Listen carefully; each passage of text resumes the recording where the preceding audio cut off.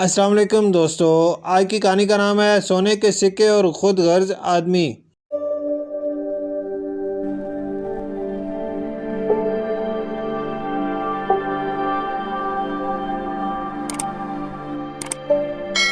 امین ایک لالچی اور خود غرض آدمی تھا۔ وہ ہمیشہ بہت سارے پیسے کی خواہش رکھتا تھا اور پیسہ کمانے کے لیے دوسروں کو دھوکہ دینے سے کبھی نہیں ہچکچاتا تھا۔ اس کے علاوہ وہ کبھی بھی دوسروں کے ساتھ کچھ بھی بانٹنا نہیں چاہتا تھا۔ وہ اپنے نوکروں کو بہت کم اجرت دیتا تھا، تاہم ایک دن اس نے ایک سبق سیکھا جس نے اس کی زندگی ہمیشہ کے لیے بدل دی۔ یوں ہوا کہ ایک دن امین کا ایک چھوٹا سا بیگ غائب ہو گیا۔ تھیلے میں سونے کے 50 سکے تھے۔ امین نے بیگ کے لیے اونچ نیچ کی تلاش کی لیکن اسے نہیں مل سکا۔ امین کے دوست اور پڑوسی بھی تلاش میں شامل ہو گئے لیکن ان کی تمام کوششیں رہ گئیں۔ چند دنوں کے بعد امین کے لیے کام کرنے والے شخص کی 10 سالہ بیٹی کو بیگ مل گیا۔ اس نے اپنے والد کو اس کے بارے میں بتایا۔ اس کے والد نے بیگ کی گمشدگی کے طور پر شناخت کی اور فوری طور پر اسے اپنے مالک کے پاس لے جانے کا فیصلہ کیا۔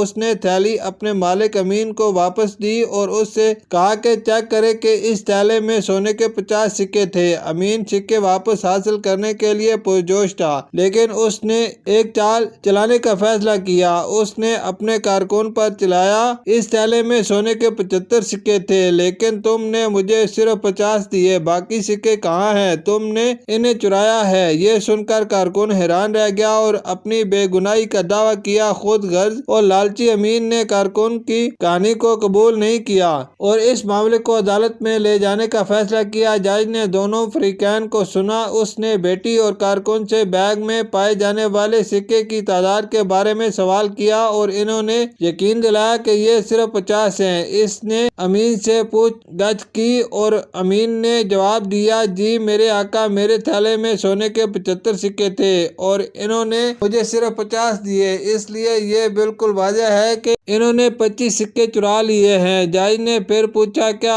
آپ کو یقین ہے کہ آپ کے تھیلے میں 75 سکے تھے؟ امین نے زور سے سر ہلایا۔ جج نے پھر اپنا فیصلہ سنایا، چونکہ امین کا 75 سونے کے سکوں کا تھیلا گم ہو گیا تھا اور لڑکی کو ملنے والے تھیلے میں صرف 50 سکے تھے، اس لیے ظاہر ہے کہ جو تھیلا ملا ہے وہ امین کا نہیں ہے، یہ کسی اور کا کھویا ہوا ہے۔ اگر کسی کو اس کا بیگ ملے 75 سونے کے سکے، میں اعلان کروں گا کہ یہ امین کا ہے، چونکہ 50 سکوں کے ضائع ہونے کی کوئی شکایت نہیں ہے۔ میں لڑکی اور اس کے والد کو حکم دیتا ہوں کہ وہ 50 سکے ان کی ایمانداری کی تعریف کے طور پر لے لیں۔ ایمانداری کو ہمیشہ انعام دیا جائے گا اور لالچ کی سزا۔ شکریہ۔